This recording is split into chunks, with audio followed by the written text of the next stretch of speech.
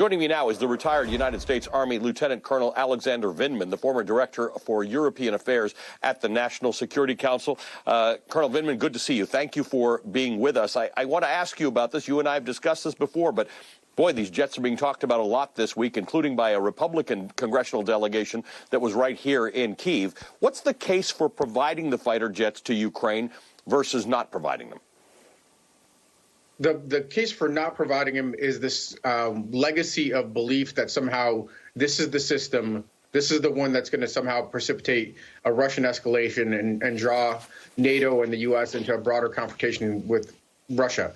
There is really no merit to that. I mean, it kind of makes for a good story, honestly, that we need to be alert to Russia's escalation. But in reality, there's no indication of it. Even Putin's own remarks this week on the heels of President Biden's visit amounted to really nothing, just a bunch of hollow words and posturing, no action taken in response to a kind of a firm show of support.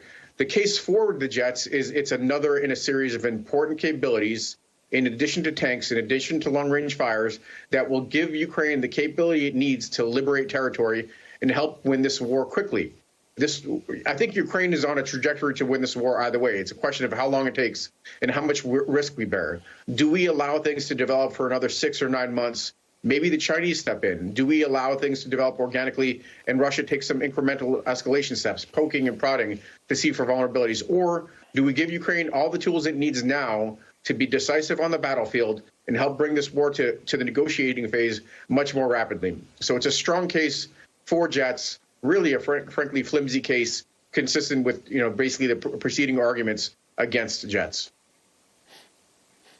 Almost a year ago, you and I started talking because the night that Vladimir Putin launched the war, he discussed nuclear things. And every time he feels backed into a corner, he discusses nuclear things. So we all could have guessed after Joe Biden being here on Monday and then going to Poland on Tuesday and sort of kicking all the news coverage from Vladimir Putin that he was going to discuss nuclear things.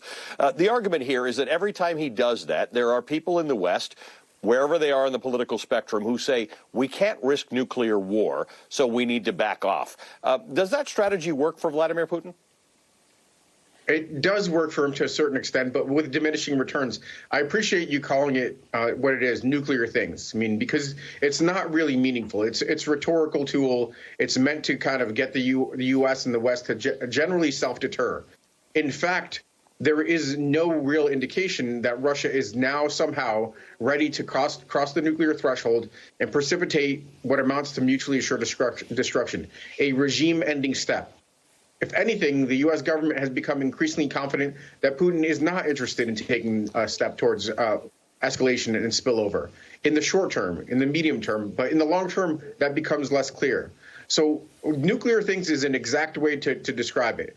It's an interesting story. It piques people's curiosity, but there is no more substance to it now than there was a year ago. If anything, Russia is much, much more reluctant about a confrontation with NATO because it's having such a terribly hard time in Ukraine. It knows it only has one tool in its arsenal. It doesn't have a conventional arsenal that it could fight NATO with. It only has a nuclear arsenal. So things could quickly escalate. Bottom line, Russia is not interested in a nuclear war. It's not interested in a confrontation with NATO. In the short term and medium term, dangers start to arise in the long term. That's why we give Ukraine everything they need to compel Russia to negotiate soonest. Colonel Vindman, you know this country very well. You're from here. You know exactly where I am right now. You've been here right next to St. Michael's Cathedral. This is an interesting time in this city. It's Wednesday of this week that Putin was hoping to dominate the headlines. We haven't had an air raid siren in the city for something that feels like about 48 hours or so, which is uncommon. And there are people in this city and in this country expecting either some version of a new Russian offensive or some sort of escalated attacks on Ukraine. We're yet to see the new offensive. We've seen some things go on in southern and eastern Ukraine, but it doesn't feel like a renewed offensive. What are you anticipating for this week and the coming weeks? So for this week, it's clear to me that Putin is going to attempt to launch a drone and missile barrage. It's going to be minimally effective, as it has been consistently with the advancing capabilities Ukraine's brought into its arsenal from the West. But it's another in a series of terror campaigns. He's going to do that to kind of rally mainly for his own domestic population. It's not going to have a meaningful effect on Ukraine, on the battlefield, but for his own population, he needs to show some strength. It looks like Russia is already undertaking some form of an offensive. It's not precise. It's not focused on a couple of areas. It's diffused across the entire 700-kilometer front line. It is encountering massive resistance from the Ukrainians. The Russians are taking massive losses and slowly sapping their strength.